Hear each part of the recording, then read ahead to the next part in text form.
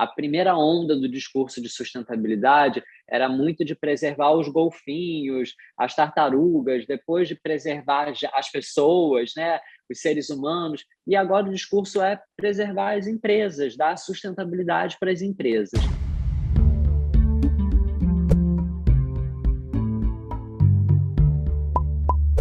Olá, você está no canal Brasil, uma realização da FEComércio São Paulo. Hoje eu tenho a alegria de receber, de conversar com publicitário, palestrante, consultor e escritor André Carvalhal. André, é muito bom te receber, obrigada por essa entrevista. Uma alegria participar, estar aqui com você hoje também, mesmo que de longe, mas a gente está conectado aqui nesse momento. Com certeza. As novas maneiras, né, de estar cada vez mais presente. Que bom que temos essa forma. André, a gente vive e fala bastante cada vez mais, porque esse é um tema que se impõe em relação à sustentabilidade, à transformação necessária de todos os ecossistemas, de todos os setores. E aí, eu te pergunto, nessa trajetória, né, da sua carreira até aqui, em que momento você quis entender essa engrenagem da moda, da indústria da moda, com esse olhar voltado para a sustentabilidade, para o entendimento das relações de consumo? Teve um fato específico, um despertar? Joyce, essa é uma pergunta curiosa. Eu não consigo elencar um fato único. Eu acho que, na verdade, nunca é só uma coisa, né? Eu gosto muito daquela imagem que tem do iceberg, né? De que o que a gente está vendo sempre acima da superfície é uma pontinha, né? Que tem a ver com muitas camadas, né? Com camadas muito profundas que muitas vezes a gente não vê. Então, assim, eu comecei a minha carreira na publicidade, passei 7 anos trabalhando em grandes agências, enfim, com marcas de diversos segmentos diferentes. Depois fui para a moda, sempre trabalhei no marketing, de alguma forma estimulando o consumo. Então, o meu dia a dia era fazer as pessoas terem mais desejo, as pessoas quererem mais, diferenciar produtos, criar produtos. Então, eu passei, sei lá, mais de 15 anos da minha vida trabalhando com isso. E, de fato, dentro dessa indústria, você é muito pouco estimulado a pensar nos impactos daquilo que você está fazendo. Muito pelo contrário, né? Tudo te leva a querer fazer mais, a produzir mais, a vender mais. As noções de volume, de escala, elas são muito deturpadas quando você está dentro da indústria, porque você está sempre querendo fazer mais, sempre querendo produzir mais. Só que, em algum momento, eu comecei a sentir que a minha vida estava sem sentido. Então, eu comecei a questionar os meus hábitos, eu comecei a questionar aquilo que eu estava comprando, aquilo que eu estava comendo, aquilo que eu estava fazendo. Principalmente, eu comecei a não ver mais alegria naquilo. Então, eu vim de uma família de classe média baixa, sempre tive bastante restrição de conseguir as coisas, sempre tive que trabalhar muito para conseguir, para conquistar, enfim, as minhas próprias coisas. E eu acho que, como muita gente que passa por essa trajetória, eu cheguei no momento de também comprar muito, a partir do momento que eu tive acesso, né? E aí um dia eu olhei para aquelas coisas e vi que aquilo, né, não estava sendo suficiente para me trazer alegria, para me trazer bem-estar, para me sentir sentido e realização. E aí foi quando eu comecei a questionar a minha própria vida. E aí foi muito curioso perceber, me ver desse outro lado, né? Assim, me ver no lado do consumidor, da pessoa que recebe todos esses estímulos, todos esses impactos, e que responde a esse convite, né? De consumir, de querer, de comprar, mas, ao mesmo tempo, não tem as suas realidades, né? E necessidades imateriais atendidas. Então, eu comecei a buscar alguns caminhos alternativos para mim. Aí eu fui fazer retiro, eu fui meditar, eu fui me conectar com outras coisas que eram mais subjetivas. Isso acabou me reaproximando muito da natureza, na verdade, me aproximando até muito da natureza, porque também eu fui criado no Rio de Janeiro, na Zona Norte, muito longe, né, desse cenário carioca de praia, de cachoeira, floresta, que muitas vezes a gente imagina. Então, eu fui criado muito longe, né, desse lugar, dessa atmosfera. Então, o meu contato sempre foi com a parte mais urbana da cidade. Nunca tive brinco, né, animal de estimação, pet em casa, então assim, eu nunca tive uma relação muito próxima com o que a gente entende como natureza, até eu conseguir virar também essa imagem e entender que eu também faço parte da natureza, né? Assim, eu também estou conectado a isso tudo. Então, acho Essa que foi aproximação é um processo, né, também. exatamente, exatamente. Então, acho que foi isso, sabe? Aí eu comecei a me reconectar. Quando eu vi, eu estava fazendo uma especialização em design para sustentabilidade. E aí foi essa especialização que eu fiz que, de fato, virou a minha chave profissionalmente. Aí, a partir disso, eu quis sair da empresa que eu estava, eu largar o que eu estava fazendo, estava escrevendo um livro, larguei ele pela metade, comecei a escrever outro. E aí a minha vida realmente começou a mudar muito, a minha vida profissional, a partir desse curso. Mas eu acho que foi tudo que me levou a isso que foi me transformando até chegar nesse momento. Você tem 4 livros, né, publicados, o que é um feito aqui no Brasil. A gente sabe a dificuldade, enfim, toda, né, desse universo das publicações. Mas antes, eu queria saber se você entende todas as suas publicações como um pensamento contínuo, né, entre eles, e de que forma essa publicação mais recente, que tem esse tema, esse título tão interessante, não? Como salvar o futuro, ações para o presente, de que forma você propõe e provoca pensamentos no leitor a partir desse tema? É muito curioso, porque assim, os livros, eles não são biografias, né? Eles são livros de não ficção, apesar de eu colocar ali, trazer o meu olhar pessoal. Ele fala sobre o mundo, ele fala sobre movimentos da sociedade, ele fala sobre comportamento, mas é muito curioso assim olhar para trás, né, em perspectiva para esses 4 livros e ver de fato como eles falam muito de mim, né, do momento que eu estava vivendo, e como eles falam também muito do mundo, do momento que a gente estava vivendo no mundo. Então, o meu primeiro livro ele fala sobre construção de marca de moda. A gente vivia esse auge da moda no Brasil, das marcas, o desejo pelo consumo, o início da autopublicação, da internet, os blogs. Então, assim, o livro ele é uma radiografia desse momento onde as marcas estavam querendo criar um estilo de vida, uma personalidade, quando isso era uma atração importante com o público. Depois, o segundo livro ele vai falar de moda com propósito, que eu acho que foi no momento onde a gente começou a ouvir falar não só sobre propósito, mas muito também sobre sustentabilidade. E esse já é um livro muito de sustentabilidade, mas disfarçado ali de moda, né, com essa roupagem do propósito, mas ele fala muito sobre o subtítulo dele é Manifesto pela Grande Virada. Então, assim, ele já era um desejo, né, de falar sobre essa necessidade de transformação.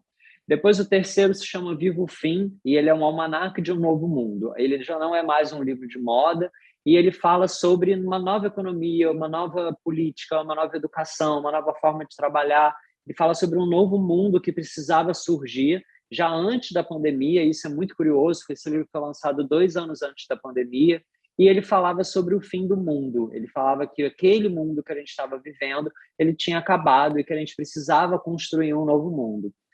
Também, né, teve muito a ver com o que a gente passou agora recentemente. E o Como Salvar o Futuro, que é o mais atual, como você disse, ele fala sobre essa necessidade da gente olhar para o futuro e olhar para o presente, olhar para as nossas ações e ter a consciência de que o que a gente faz hoje vai ser responsável por a gente ter ou não, criar ou não um futuro melhor para a gente, melhor para a coletividade. Então, é muito curioso isso, né? Assim, olhar para eles e ver que, sim, eles têm um arco narrativo que acompanha muito, eu acho, o comportamento, o inconsciente coletivo, não sei como a gente poderia chamar, mas eu acho que fatores muito importantes do comportamento da nossa geração. E você citou o seu trabalho em construção de marcas, você fala de propósito, e a gente vive um debate muito intenso sobre as questões de ESG, não, que é urgente, um tema urgente que se impõe em relação às práticas mais sustentáveis. o ambiente, o universo corporativo, mais especificamente da moda, que é a sua área e é sobre isso que a gente está falando, ele muitas vezes ele tem essa competição mais acirrada, né? Em alguns momentos tem relacionamentos, a gente ouve relatos de relacionamentos mais tóxicos dentro desse ambiente profissional, que se estende aos outros setores também. Mas, nesse cenário, como é possível falar em sustentabilidade em todas as esferas dentro do ambiente da moda? É super desafiador, realmente. Você tem muito sentido. Você falou bem. Esse meu livro, Moda com Propósito, ele fala muito sobre isso, porque a noção que a gente tem de sustentabilidade, ela é muito pouca, né? Assim, principalmente a gente, né? Assim, a nossa geração, a gente não cresceu aprendendo sobre isso, falando sobre isso. E para muita gente a sustentabilidade ela está muito relacionada somente à questão ambiental. Então a gente acha que sustentabilidade é reciclagem, é catar lixo, separar. Muita gente tem essa visão. Quando na verdade a sustentabilidade ela vai muito além disso, né? E ela passa bastante pelo que você falou, que são as relações também, né? As relações da gente com as outras pessoas, com os outros seres, a relação da gente com a gente mesmo. E eu procuro trazer bastante essa reflexão no meu trabalho. Nesse livro, Como Salvar o Futuro, eu falo muito sobre isso também, e conectando, né, muitas pautas que hoje estão no âmbito social, quando a gente fala de igualdade de gênero, de luta antirracista, enfim, quando a gente olha para essas questões sociais, né, que estão hoje em jogo. Mas, para mim, tudo isso está muito conectado com a pauta da sustentabilidade também. Enquanto a gente tiver qualquer tipo de opressão, qualquer tipo de diferença em relação a qualquer ser, a qualquer pessoa, a gente vai ter um planeta sendo oprimido, a gente vai ter pessoas sendo oprimidas, a gente vai ter exploração. Então, para mim, o viés de tudo isso é a exploração. E a indústria da moda, ela é uma indústria bem curiosa, né? Porque ela é uma indústria que, para mim, ela deveria servir as pessoas, né? Ela deveria servir aos sonhos, aos desejos, à vida das pessoas. E, na verdade, muitas vezes ela transforma as pessoas em escravas dela, né? Então, muitas vezes de forma literal, trabalhando em condições análogas à escravidão, ou muitas vezes de formas mais subjetivas, né? Escravizando em relação a um padrão, a uma identidade única, a um tipo de corpo, a um tipo de cabelo, a um tipo de forma, né? Através das imagens a gente também tem a possibilidade, infelizmente, de oprimir muito, né? De devastar muito. Então, a indústria da moda ela é uma indústria que tem um desafio muito grande em se tornar sustentável, né? Por todos esses motivos. Porque quando a gente começa a olhar, como você mesmo disse, né, nas relações, nos padrões, ali, enfim, né, em toda aquela coreografia que acontece, a gente vê que tem muita coisa ruim, muita coisa errada. E você cita algo muito interessante, que é um debate muito intenso, né? Que é a questão da valorização de todos os corpos, de todas as belezas, do se sentir bem no seu corpo, na sua pele. Em que momento você sente que nós estamos nesta discussão não específica? Avançamos até que ponto? Temos muitos desafios não pela frente, mas em que momento nós estamos hoje, em 2022? Muito. Olha, eu sinto que a gente tem avançado, eu sinto que hoje a gente escuta falar muito, né, cada vez mais sobre representatividade, sobre inclusão. Eu não tenho dúvida de que essa pauta ela está efervescente.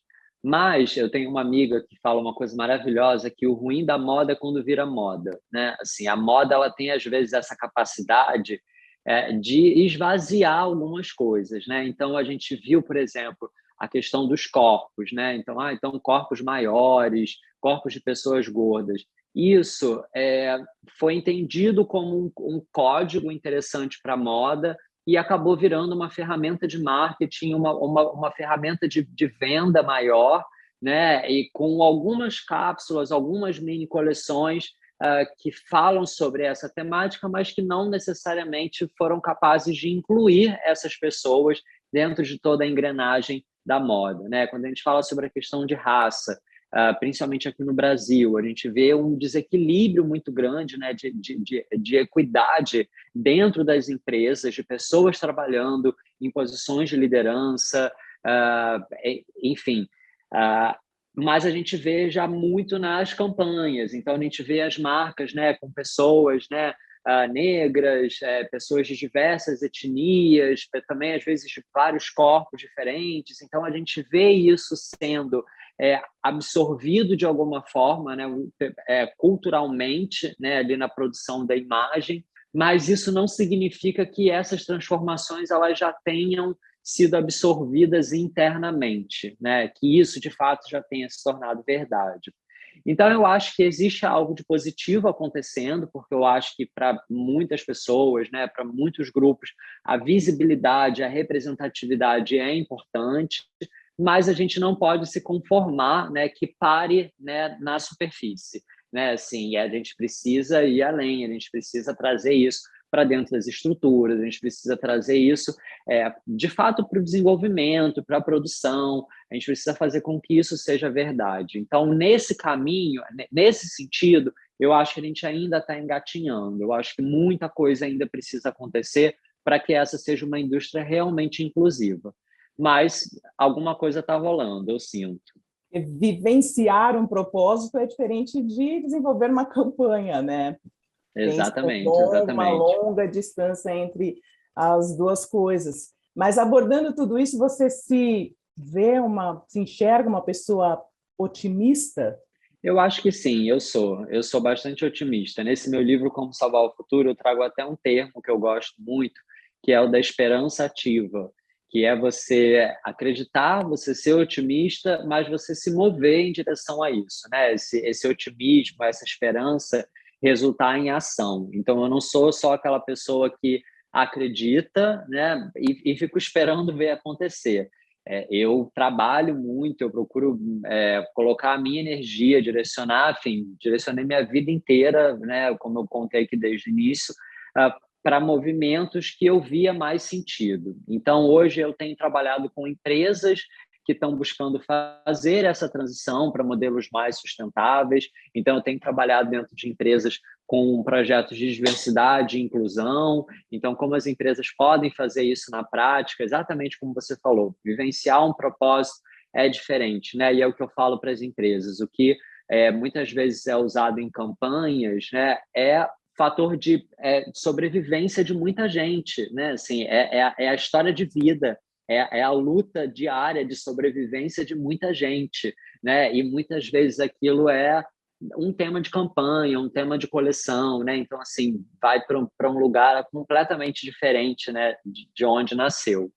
Então, eu tenho trazido muito isso para as empresas e hoje me vejo com esse papel, sabe? Se eu não acreditasse, eu não estaria fazendo isso, eu não teria transformado tanto a minha vida, o meu repertório, aquilo que eu tenho falado, construído, mas eu acho que não basta a gente acreditar, a gente precisa usar essa crença, essa esperança para motivar a nossa ação. E, André, você é palestrante, consultor, propõe a reflexão e ouve muito dessa devolução também. O que as pessoas te trazem, não? O que as pessoas que você tenta, que você, né, tem esse trabalho para impactar, te trazem de forma devolutiva? Você sente essa esperança com quem você se relaciona também? Então, eu ouço muita gente com vontade, assim, isso é o que eu mais, principalmente antes, né, da pandemia, quando a gente tinha encontros presenciais, eu dava muito curso, muita palestra, eu ouvia muitas pessoas falando para mim, assim, cara, eu entendo tudo isso que você está falando, eu acredito muito nisso, mas eu tenho muita dificuldade de colocar isso em prática, eu tenho muita dificuldade de fazer isso dentro da minha empresa, eu tenho muita dificuldade que meu chefe aceite isso, então, tudo isso me leva a crer, né, e a entender o tamanho que é esse desafio, que é de reverter anos e anos, né, centenas de anos, até dependendo dos assuntos, dos tópicos, de uma cultura que foi muito enraizada, como eu falei no início, para afastar de fato a gente da natureza, afastar a gente das outras pessoas.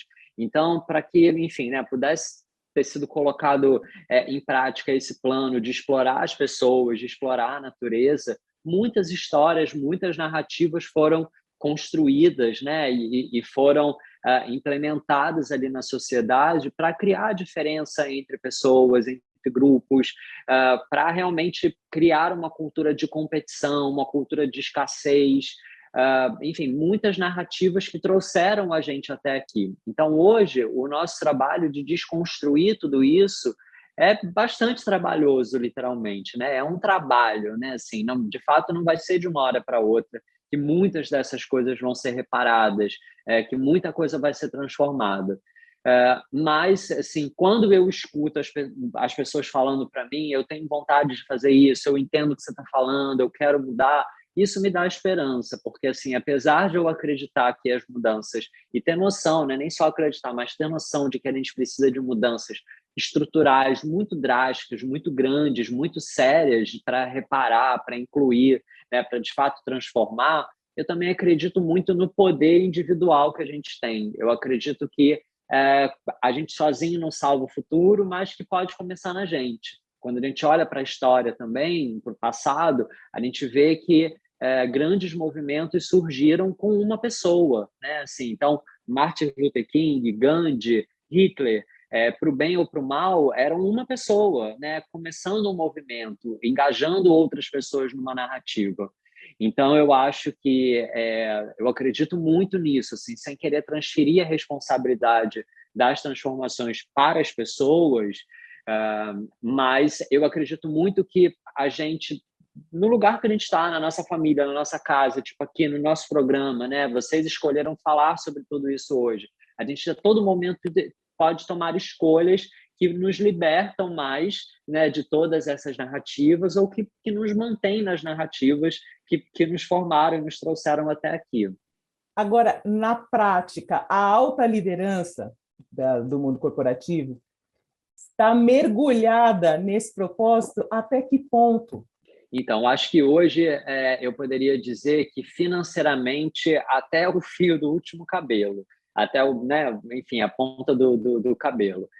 Eu tenho visto, principalmente em empresas grandes, essa pauta de ESG crescendo, muito por uma questão financeira. Então, hoje a Bolsa valoriza esse tipo de empresa, hoje o mercado investidor, o mercado financeiro está cada vez mais atento a isso. E eu vejo eu sou procurado por empresas que me falam isso declaradamente. Olha, o meu acionista, ele espera que eu implante políticas de sustentabilidade, porque já para quem entende, né, para quem lida com economia, para quem, enfim, lida com tudo isso que a gente está falando aqui, está mais do que claro que a gente, de fato, está chegando numa situação limite, né, em relação a recursos, enfim, a uma série de coisas. E que, de fato, as empresas vão precisar fazer uma transição para que elas continuem existindo no futuro, não só para que a gente continue existindo, né? Quando a gente fala de sustentabilidade, e eu acho que a primeira onda do discurso de sustentabilidade era muito de preservar os golfinhos, as tartarugas, depois de preservar as pessoas, né, os seres humanos, e agora o discurso é preservar as empresas, dar sustentabilidade para as empresas.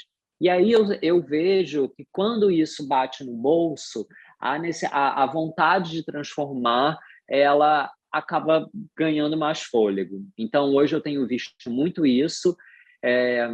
Não acho que isso seja necessariamente ruim, porque eu acho que se isso é uma motivação e se motivar mudanças verdadeiras, né, mudanças profundas, estruturais, que bom, pelo menos existe uma motivação. Eu acho que durante um tempo a gente se iludiu um pouco com o pensamento de capitalismo consciente, de que era possível a gente continuar a fazer aquilo que a gente fazia, desde que a gente fizesse alguma boa ação. E hoje eu já vejo um pensamento mais radical dentro de algumas empresas. A gente, não, olha, precisamos incluir, precisamos mudar os funcionários, precisamos ter cotas, precisamos ter metas, precisamos investir, precisamos ter planos de ação. Então, eu vejo hoje a conversa num lugar bem diferente, porque hoje ela é financiarizada, ela está muito relacionada à questão financeira. Então, por isso também eu fico mais otimista. Isso também é o que me leva a ficar cada vez mais otimista enfim, adoraria que tivesse sido pelo amor, né, por Sim, uma que tivesse consciência, outra mas, voz. de fato, né, pelo menos a gente está vendo as mudanças acontecerem. E eu acho que o que a gente agora precisa identificar é a verdade daquilo, né? Assim, é a verdade dessas transformações, porque também é aquilo que eu falei, né? O ruim da moda é quando vira moda. No meio disso, também a gente vê muito oportunismo, muito greenwash, muita gente falando, né, mais do que Mascarando, fazendo, né? mascarando. Maquiando. Bem, Exatamente, exatamente. Então, acho que agora a gente tem que se ligar nisso.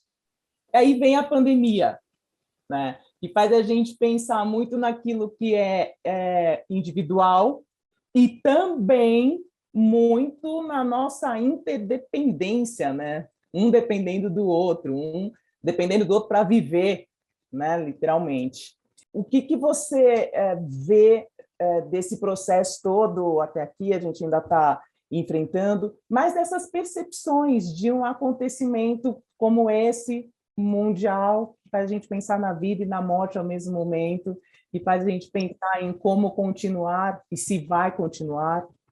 Olha, é curioso isso. Quando a pandemia começou, a gente tinha muita gente, né, teve aquela sensação, agora tudo vai mudar, agora as pessoas vão ser mais solidárias, a gente vai ver a empatia, a gente vai ver, né, uma mudança no mundo, era de aquário, né, assim, a gente ouvia muita gente, né, falando sobre isso. E aí, pouquíssimo tempo depois, a gente começou a receber notícias, né, de festa clandestina, ou, sei lá, a gente viu lá fora quando o comércio começou a reabrir, a fila na porta das lojas para as pessoas saindo desesperadas para comprar um monte de coisa de novo. E aí veio aquela sensação, meu Deus, não aprendemos nada e tal. E aí eu acho que a gente vive, né, esse período da pandemia, e essa é uma pergunta que me fazem muito, eu já escrevi muitos artigos falando sobre isso e tal, que é essa questão da mudança, né? E aí, o aprendizado que eu tenho em relação a isso, que eu poderia compartilhar com vocês, é que, assim, nós somos pessoas diferentes e únicas, né? A gente não tem como ter a expectativa de que todas as pessoas elas passem pelo mesmo processo. Então, o que eu tenho observado, o que eu tenho visto e vivido até dentro da minha casa, né, com a minha família, com as pessoas que estão próximas a mim, que de fato algumas pessoas conseguiram ter insights, né? Não sei como dizer bem, transformações, né? Conseguiram de fato ter novas percepções de mundo diante de tudo isso que a gente está passando. E outras pessoas não. E eu acho que a gente precisa entender que é o processo de cada pessoa. Né? O Ailton Krenak, ele fala uma coisa maravilhosa de que assim, a gente tem que parar com essa visão romântica de que a pandemia veio para nos ensinar, que ela é uma coisa mágica e tal. Não é que seja isso, né? Não é essa visão romântica, mas de fato a gente viveu muita coisa na pele que poderia ter nos dado alguns aprendizados. E eu acho que a maior de todas foi exatamente isso que você falou, que é a interdependência, né? O entendimento de que a gente depende das outras pessoas, né? Sozinho ninguém vive, a gente não sobrevive sozinho, né? E a gente precisa cuidar das outras pessoas para cuidar da gente. Esse eu acho, né, que é essa visão, né, que nos aproxima do coletivo, né, nos aproxima das outras pessoas, dos outros seres, que é totalmente contra o que eu falei há pouco, né, que é essa visão da separação, a narrativa da separação, né, que a gente viveu. A pandemia, eu acho que ela nos leva a esse reencontro, né? A essa possibilidade desse reencontro, desse entendimento de que quando a gente cuida da outra pessoa, a gente cuida da gente, de que a minha saúde mental ela não é individual, né? Não existe tipo, eu vou colocar tudo em risco, a perigo para respirar, para subir. Não, a nossa saúde mental é coletiva, a felicidade ela é coletiva, né? O sucesso, o resultado da pandemia, ele é coletivo, né? Mas não é todo mundo que vai entender isso, e também aceitar isso, entender isso, me trouxe mais calma. E você citou os seus momentos de ansiedade também, como todos nós tivemos e temos, né? Impossível passar ileso, né?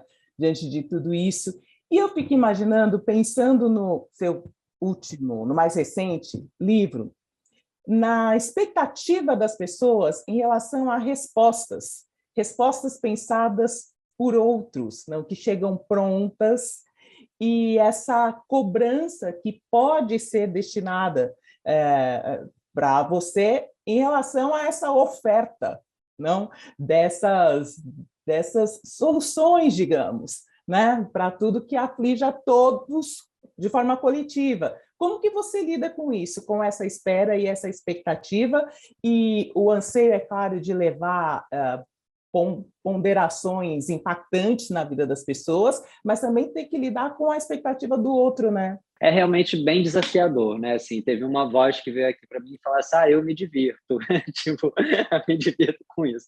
Mas é de fato muito desafiador, né? E é exatamente o que você falou. As pessoas, elas querem respostas prontas, elas querem fórmulas.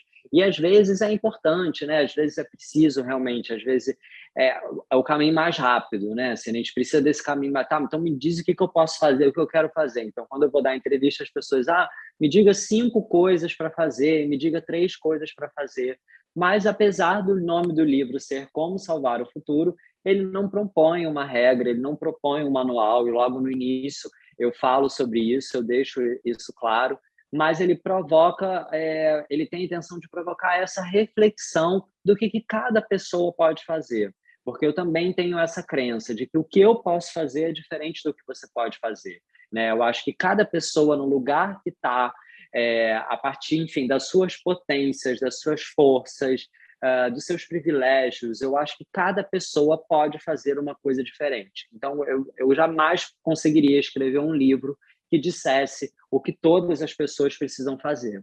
Mas esse livro ele aponta algumas pistas e ele procura despertar essas conexões que eu estou fazendo aqui com vocês e que você mesmo, né, observa já. Então, a conexão da questão social, da questão ambiental, né, do quanto é importante, né, para você ter justiça social, você ter justiça ambiental, né, e para ter justiça ambiental, ter justiça social. Então, o livro ele procura mostrar essa interconexão entre todos esses temas, né? Então, são 11 capítulos, são 11 assuntos diferentes, e no final das contas a gente tem uma visão ali do como todas essas coisas elas estão conectadas e a gente só vai de fato conseguir, né, salvar o futuro, a gente só vai conseguir tirar a gente dessa se a gente for capaz de fato desconstruir, né, assim, tudo isso que a gente vem fazendo até hoje a partir dessas compreensões de causa e efeito e de interconexão que existem entre todas as coisas.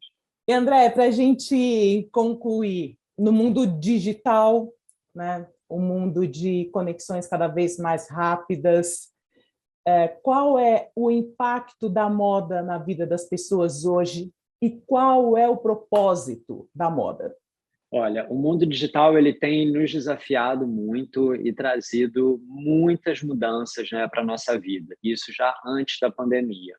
Eu acho que na moda ele tem, infelizmente, a capacidade de acelerar muito e criar cada vez mais desejo. Então, a gente tem notícias de empresas, de marcas que criaram sistemas hoje conhecidos como ultra fashion para reproduzir tendências que são identificadas nas redes sociais, né, utilizadas por influenciadores de grande alcance.